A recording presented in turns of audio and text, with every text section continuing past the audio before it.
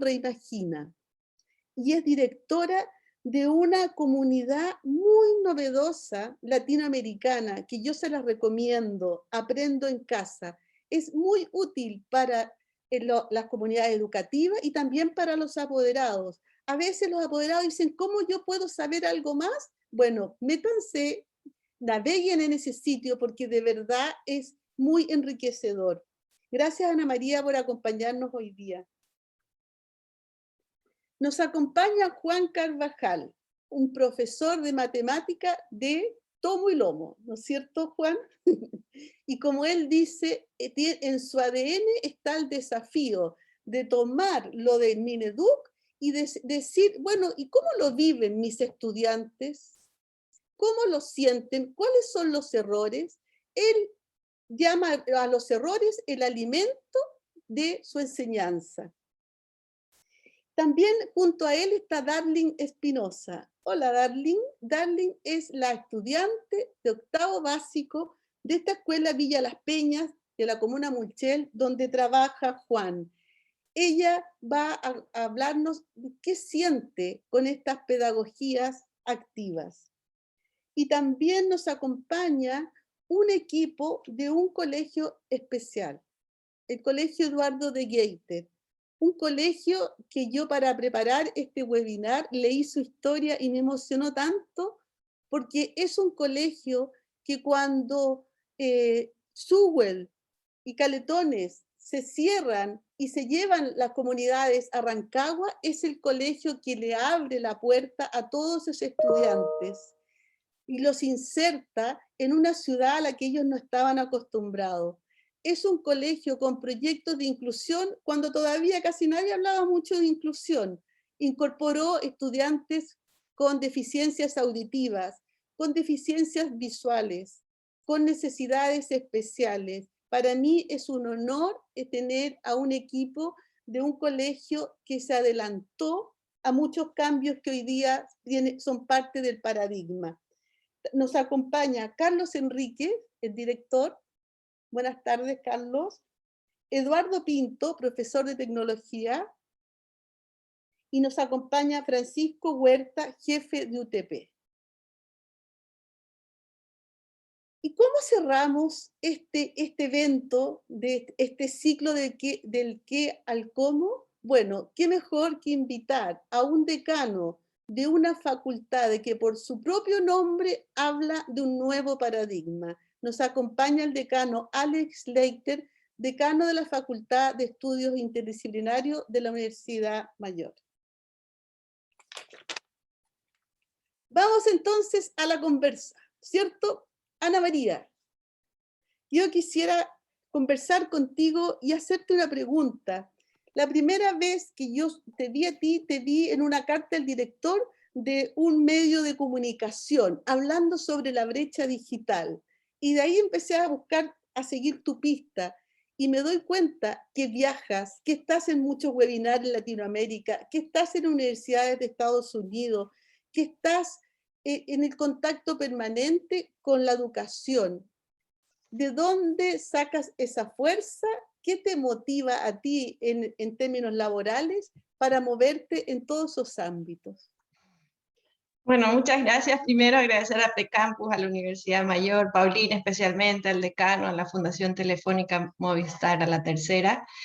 La verdad es que esa energía tiene que ver con una pasión que yo tengo. Soy de formación antropóloga, y los antropólogos en general lo que estamos buscando es poder entender mejor los cambios culturales que van pasando en nuestra sociedad. Y a mí la sociedad del pasado me interesa, pero sobre todo la del presente y la del futuro. Entonces he estado mirando siempre qué pasa con la cultura, con la educación, con nuestras relaciones en el siglo XXI.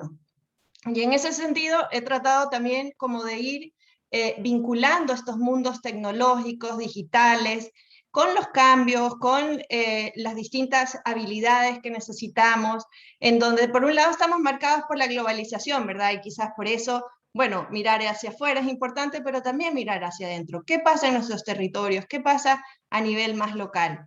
Y en esa búsqueda, bueno, a mí lo que me ha ido dando la energía es ver que los cambios son posibles, que la capacidad adaptativa de las personas, no se diga de los niños, las niñas y las jóvenes, es real. Y yo la verdad es que no soy nativa digital, no soy de esa generación, pero he aprendido mucho también en el camino a través de justamente iniciativas que combinan lo digital con este mundo más educativo y cultural. Entonces, desde ahí he estado como siempre conectada. Tú mencionaste uno de los últimos proyectos en el que he estado, que es Aprendo en Casa. Pero eso podría definir de alguna manera cómo a mí me interesa aportar al cambio social, ¿no? Desde la necesidad de estar bien incluidos en la sociedad del siglo XXI, con sus desafíos y poder aportar desde ahí.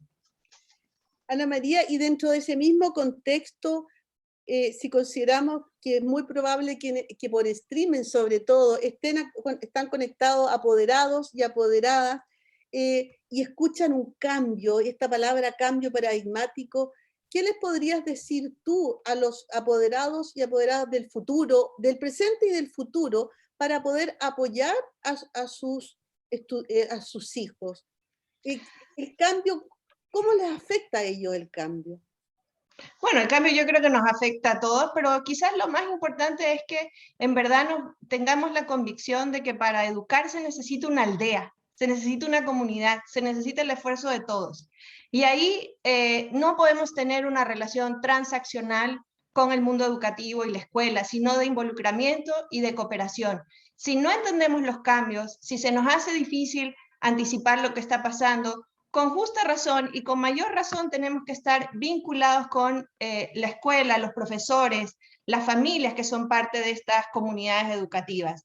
Creo que toda la evidencia nos ha indicado que en la medida en que los apoderados, los papás, se involucren, comprendan, o sea, hoy día las escuelas, los liceos de Chile están llamados a hacer un trabajo de conexión con la comunidad, de conexión con los apoderados, de no solo preocuparse obviamente por el mundo académico, y de las notas y de las asignaturas, sino su desarrollo socioemocional. Hoy día el desarrollo socioemocional de los niños y las niñas tiene que ver con el uso de la tecnología, pero también tiene que ver con el manejo de la incertidumbre, con cosas que estamos viendo hoy día que tienen que ver con la violencia.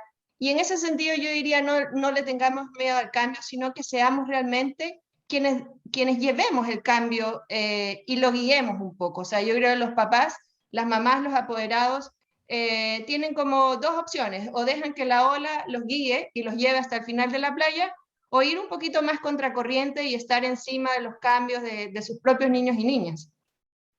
Qué importante el llamado que haces entonces a las familias a involucrarse más, acercarse más a las comunidades educativas para poder juntos hacer este cambio, porque no solo se puede hacer, no puede haber un cambio solamente desde el colegio, desde la escuela, desde el liceo, si la familia no participa. Así que me parece esencial. Y también... Y en ese sentido, perdona Paulina, o sea, además lo que nos ha pasado en la pandemia nos mostró profundamente de ese involucramiento y esa necesidad de tener a las familias coordinadas y presentes, lo cual siempre ha sido y hemos sabido así que la educación se comparte y es una corresponsabilidad.